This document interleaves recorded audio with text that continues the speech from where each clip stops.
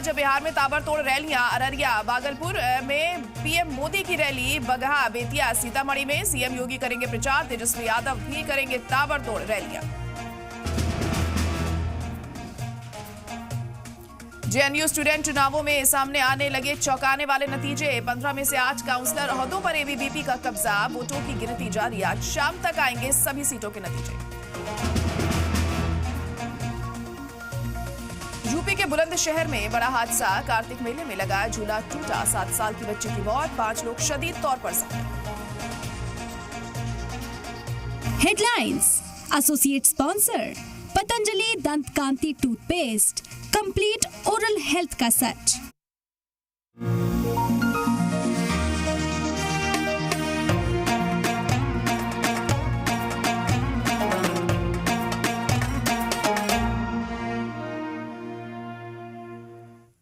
आदाब नाजरीन, मैं हूं ज़हरा अली। सलाम टीवी देख रहे हैं आप। शुरुआत खबरों की हम खबर से करेंगे। बिहार में पहले फेज की वोटिंग जारी है। 18 जिलों की 121 सीटों पर वोटिंग का अमल लगातार देखने को मिल रहा है।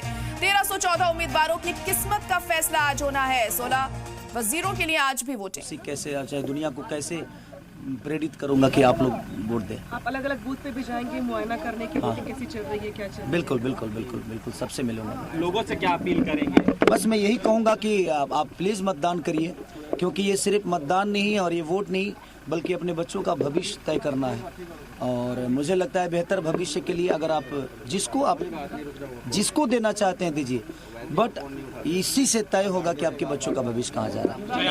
एक सवाल और भी है, आपका राम मंदिर को लेकर दिया गया। छोड़िए ये सब मेरे बातों से। मुंबई में जिस तरह से आपके घर को लेकर जो चीजें आ रही हैं कि नोटिस मिला है, क्या आपको जानकारी? फिलहाल आप तो यहाँ है, बहुत दिन से। देखिए सबसे बड़ी इस पे बात करना जरूरी, क्योंकि मैंने खून पसीने से उस घर को बनाया है। बाकी भगवान क्या चाहता है मुझसे नहीं पता।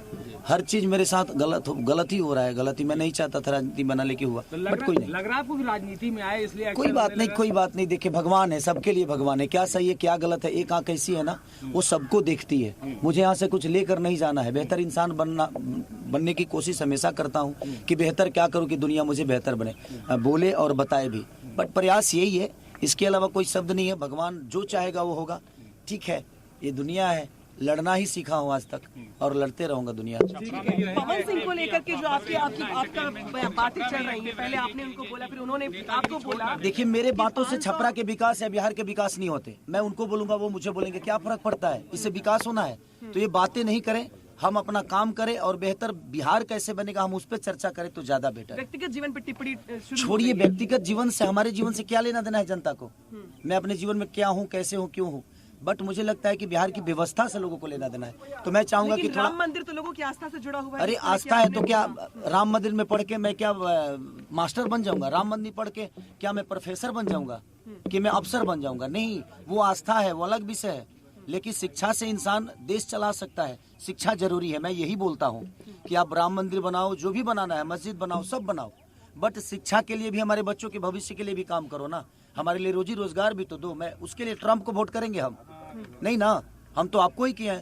तो ये चलती रहेगी। बयान पे कायम है? बिल्कुल कायम हूँ मैं ये नहीं कह रहा हूँ कि मत बनाओ, मैं कह रहा हूँ राम मंदिर बनाओ, लेकिन बेहतर यूनिवर्सिटी भी दो हमारे बच्चों के भविष्य के लिए। बस जो आरोप लगाया, बाद में बात करते हैं।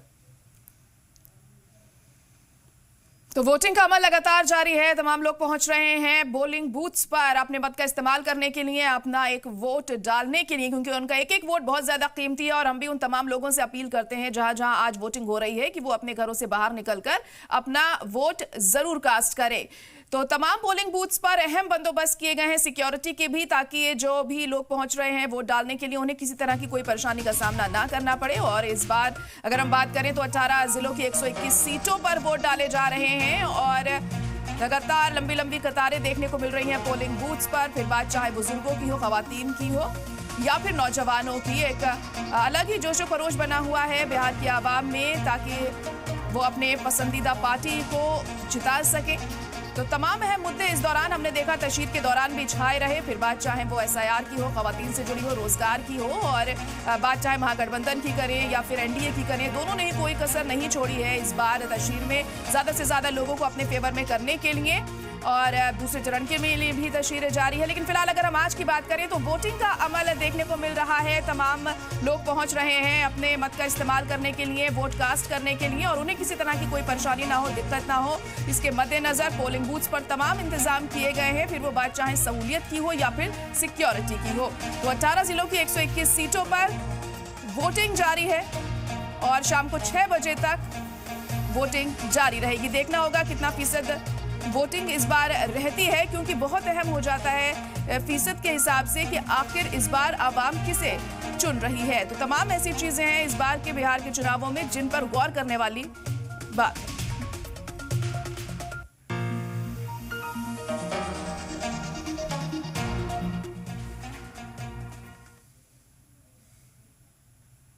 तो आज कई दिग्गजों की किस्मत का फैसला भी होना है। राघोपुर से तेजस्वी यादव मैदान में है, सम्राट चौधरी तारापुर से मैदान में है, 16 बुजरा भी चुनावी मैदान में आज अपनी किस्मत आजमा रहे हैं, अलीनगर से मैथिली ठाकुर भी मैदान में है। तो हमने देखा किस तरीके से तमाम उम्मीदवार जो हैं, आला नेता जो हैं, आज अपनी किस्मत दाव पर लगाए हुए हैं इस बार के चुनावों में। लेकिन आवाम किसे चुनती है ये बहुत अहम होगा यहाँ पर देखना। बात करें तेजस्वी यादव की तो राघोपुर से उनकी भी किस्मत दाव पर लगी हुई है, सम्राट चौधरी तारापुर से चुनावी मैदान में है और दिलचस्प मुकाबला हमें देखने को मिल रहा है तमाम सीटों पर। तो 16 बुजरा भी चुनावी मैदान में उतरे इस बार। मजबूत करना, लोकतंत्र को स्थापित करना, लोकतंत्र की जड़ों को और मजबूत करना, ये उसके लिए का महापर्व है और हम सबको मतदान करना चाहिए। पहले मतदान तब जलपान, ये पालन करना चाहिए और इसलिए बिना सुबह उठ के सबसे पहले हमने मतदान करने का काम किया। इस बार आप लोग को दावा करेंगे कि एक बार फिर से काफी मजबूती के साथ आप लोग वापस आएंगे?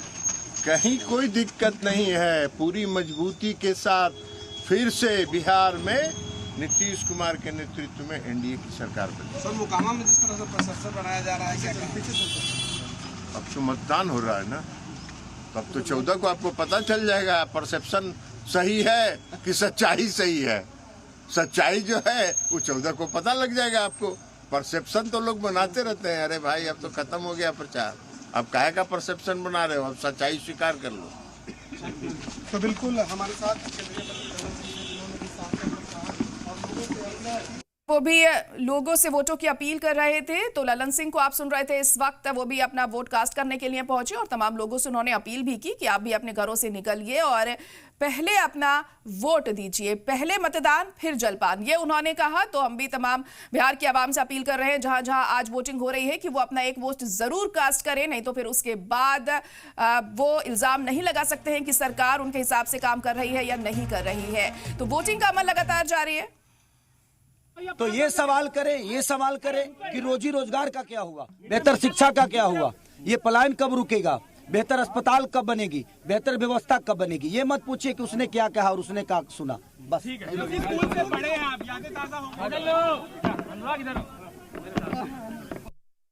किसी व्यक्ति भी तो अब लगातार वोटिंग जारी है और तमाम जो उम्मीदवार हैं वो भी पहुंच रहे हैं अपने मत का इस्तेमाल करने के लिए और लोगों से वोटों की अपील भी कर रहे हैं कि आप जरूर अपना मत दीजिए, अपना वोट दीजिए। आपका एक एक वोट बहुत ज्यादा कीमती है। पोलिंग बूथ पर भी तमाम इंतजाम किए गए हैं ताकि किसी तरह की कोई परेशानी ना हो, कोई दिक्कत।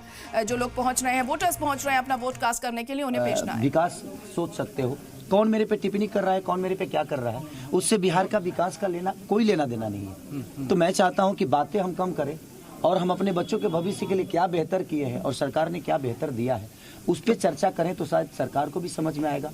आज जितने भी प्रशासनिक लोग यहाँ पे हैं, इनका 2004 से पेंशन नहीं मिलता। बताइए कितनी दुख की बात है कि अपने बच्चों को जब रिटायर होंगे तो क्या जवाब देंगे। इनका जब पोस्टिंग होता है तो घर से कम 200 किलोमीटर दूर हो जाता है।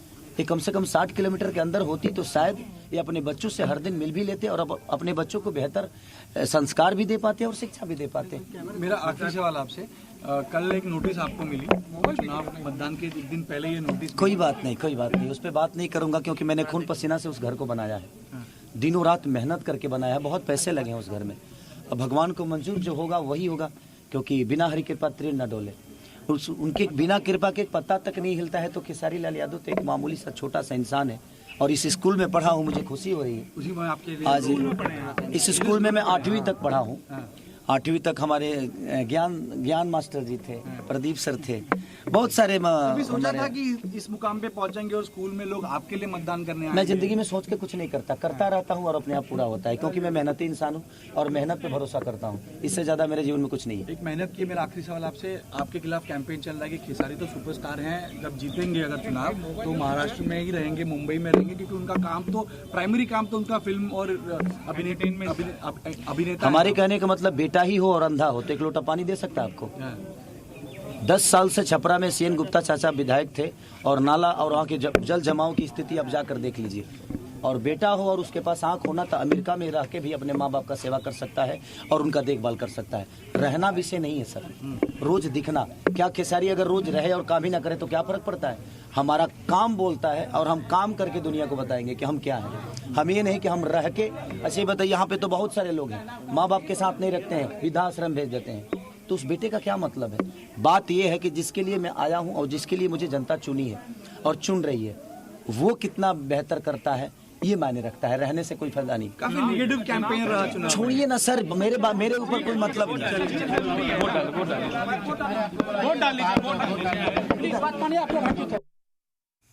तो खेसारी लाल को आप सुन रहे थे, वो भी वोट कास्ट करने के लिए पहुंचे हैं वहां पर और कहा है कि आप लोग मुद्दों की बात करिए, आवाम की बात करिए, जिससे लोगों को सहूलियत मिले। ऐसे मुद्दे उठाने चाहिए और ऐसे ही काम करना चाहिए हर सरकार को भी। तो तमाम उम्मीदवार भी पहुंच रहे हैं और अपनी अपनी बात वहां पर रख रहे हैं, साथ ही लोगों से वोटों की अपील भी कर रहे हैं कि वो वोट जरूर कास्ट करें। और पोलिंग बूथ्स पर लंबी लंबी कतारें हमें देखने को मिल रही हैं। तमाम जो वोटर्स हैं वो पहुंच रहे हैं अपना वोट कास्ट करने के लिए।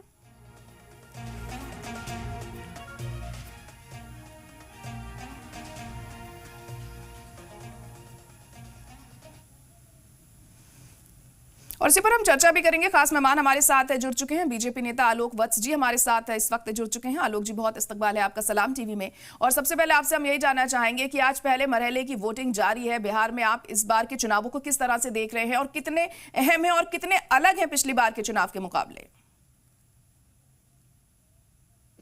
इस बार का बिहार का चुनाव ऐतिहासिक होने जा रहा है, क्योंकि 20 वर्षों सुशासन, 20 वर्षों से बिहार को मजबूती देने का काम, वहां पर सड़क, बिजली, पानी, शांति व्यवस्था, रोजगार सृजन के लिए बाहर के बहुत सी कंपनियों को यहाँ निवेश करने के लिए के चेहरा है तेजस्वी यादव, उन्होंने वीडियो जारी किया है, ट्वीट किया है आरजेडी ने और ये कहा है कि जब छठ का आयोजन हो रहा था बिहार में तो उनके लिए, बिहार से जो बाहर रहते हैं लोग, उनके लिए कोई व्यवस्था नहीं था, जैसे तैसे ठूस कर बिहार भेजा गया। और अब जब मतदान का दौर शुरू हुआ है तो उनको आने जाने का टिकट आप लोग दे रहे हैं ताकि बिहार में आपकी सरकार बन सके। ऐसा गंभीर आरोप उन्होंने लगाया है। ये बकवास है। यूपीए की भी सरकार थी, लालू जी भी रेल मंत्री रहे हैं। देखिए, छठ पर्व जो है, दशहरा और दिवाली, छठ, ये तीनों पर्व एक साथ होता है लगभग। और जो बिहार से बाहर जो लोग रहते हैं, जो नौकरी चाकरी में रहते हैं, वो बेचारे छठ में किसी तरह ट्रेन के छत पर चढ़ के, लटक के ट्रेन में आते थे। और अगर बिहार के बाहर रहने वाले लोगों के लिए केंद्र की सरकार और मोदी सरकार ने अगर ये फैसला किया कि हम विशेष ट्रेन चलाएंगे, बिहार में इतने लोग बिहार के बाहर के रहने वाले हैं, वो जाएंगे, जाते हैं, तो बिहार के लोगों को यहां नहीं आने देना है। यही काम तो करते थे लालू जी। छठ में, दिवाली में, दशहरा में जो बिहार के बाहर के लोग हैं वो नहीं आते थे। पता नहीं कौन कहां किडनैप हो जाएगा। ये नीतीश कुमार जी का राज है, जो 20 साल में लोग हर गांव में परिवार के साथ विदेशों से आते हैं। देश की तो बात छोड़ दीजिए, विदेश में जो परिवार रहता है वो परिवार भी आता है छठ में। और कई लोग हम लोगों से मिलते हैं जहाज में, आके कहते हैं कि हम लोग 15 साल के बाद नीतीश कुमार जी का राज जब प्रारंभ हुआ तब हम लोग घर आने लगे, गांव